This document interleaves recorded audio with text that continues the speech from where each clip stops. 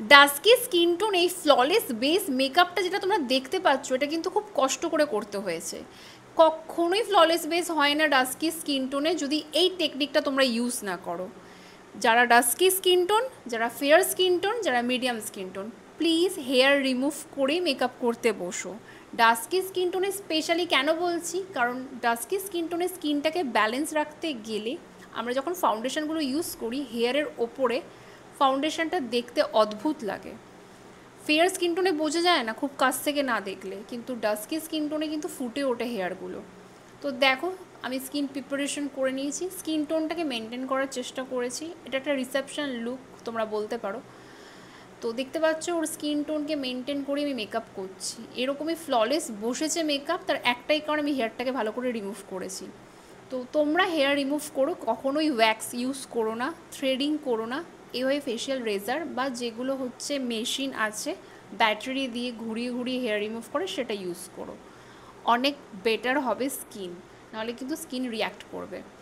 তো আমার দেখো এখানে আমার মেকআপ অলমোস্ট কমপ্লিট, মানে বেস মেকআপ কমপ্লিট, কভার করে নিয়েছি। ওর অনেক প্যাচেস ছিল আন্ডার আইজ থেকে শুরু করে মাউথ এরিয়াতে, এখানে আমি কন্ট্রোর কী করবো বুঝতে পারছিলাম না, কন্ট্রোরটাকে স্কিপ করেছি।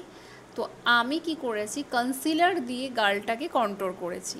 আর যারা ইন ডিটেলসে আমার কাছে শিখতে চাইছো, সেটা যে কোনো স্কিন টোন, যে কোনো রকম প্রবলেমেটিক স্কিন হোক, আমার ক্লাসে জয়েন করে নিতে পারো নির্দ্বিধায়। দেখো আমি এখানে খুব ভালো করে পাউডার দিয়ে বেক করছি। এখানে স্কিন টোনটা মেনটেন রেখে পুরো মেকআপে গ্লো ব্যাপারটা আনা কিন্তু খুব একটা সহজ ব্যাপার নয়। তো অনলাইন ক্লাস নিতে পারো আমার কাছে, 3 দিনের অনলাইন ক্লাস রয়েছে যেখানে আমি পুরো স্টেপ বাই স্টেপ শেখাবো। আর যারা চাইছো আমার কাছে এসে শিখতে, প্রাইভেট ক্লাস করতে, তারা আমার ক্লাসে জয়েন করতে পারো। আর আই মেকআপটা যে আমি কমপ্লিট করেছিলাম একটা সফট সাটল আই মেকআপ, সেটা দেখার জন্য আমার ফেসবুক পেজটাকে ফলো করতে হবে। ফেসবুক পেজে ইন ডিটেলসে স্টেপ বাই স্টেপ রয়েছে। আর ইনস্টাগ্রামে আমার হিন্দিতে সমস্তটাই কিন্তু বলা রয়েছে কীভাবে আমি আই মেকআপটা করেছি। দেখো লিপটাকে খুব ভালো করে ক্লিন করতে হবে। আমি এখানে দেখো আমার মেকআপ কমপ্লিট হয়ে গেছে, হাইলাইটার দিয়ে দিয়েছি, লিপটাকে ক্লিন করে নিয়েছি ভালো করে। ক্লিন করে তারপর কিন্তু আমি এখানে লিপ কালার ইউজ করছি, না হলে কিন্তু লিপস্টিক সুন্দর লাগবে না, ক্র্যাক আসবে লিপসে। তো এটা আমি খুব ভালো করে করে নিয়েছি। এখানে আমার মেকআপ কমপ্লিট হয়ে গেছে।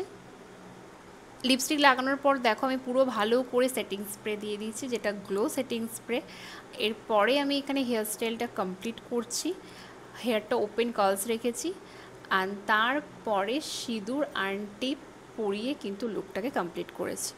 আমার চ্যানেলটাকে সাবস্ক্রাইব করতে ভুলো না যারা নতুন নতুন এরকম মেকআপ দেখতে চাইছো, শিখতে চাইছো। সবাই খুব ভালো থেকো, সুস্থ থেকো। আর এই লুকটা কীরকম কমেন্ট সেকশানে জানাতে ভুলো না। আর যারা যারা চাইছো এরকম নিজেদের স্পেশাল ডেতে সুন্দর করে সাজিয়ে তুলতে নিজেদেরকে, তাহলে আমাকে বুক করে নিও নিচে দেওয়া নাম্বারে কন্ট্যাক্ট করে। সবাই ভালো থেকো, সুস্থ থেকো। আর যারা ক্লাস করতে চাইছো সেম নাম্বারেই কন্ট্যাক্ট করে নিজেদের সিট বুক করে নিও।